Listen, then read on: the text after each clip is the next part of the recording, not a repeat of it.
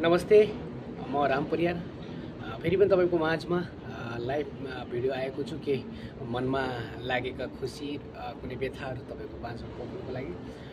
मैले चाहिँ हालमै 2-3 दिन पहिला मैले चाहिँ तेरे नाम स्याड भिडियो बनाएको थिएँ, एकदम रोएको होइन। सच्चा माया गर्ने मान्छेलाई थाहा हुन्छ प्रेम कस्तो हुन्छ भनेर होइन। मैले यो दुःखको एकदम भिडियो बनाउँदाखेरि मेरो फेसबुकमा जति पनि साथी हुनुहुन्छ उहाँहरूलाई एकदमै नराम्रो फिल भइरहेछ, नराम्रो लागिरहेछ। तपाईँलाई रोएको भिडियो नबनाउनुहोस्, तपाईँ यस्तो भिडियो नहाल्नुहोस्, तपाईँ ह्याप्पी बनाउनुहोस्, तपाईँलाई ह्याप्पी भिडियो एकदमै राम्रो लाग्छ भन्नुभयो। उहाँले दुःख जताउनु भयो। मलाई एकदम खुसी लाग्यो। उहाँ सम्पूर्ण साथीहरूको लागि म हृदयदेखि Rampur thank you so very much भन्न चाहन्छु। उहाँले मेरो लागि यति राम्रो सोचिदिनु भयो होइन।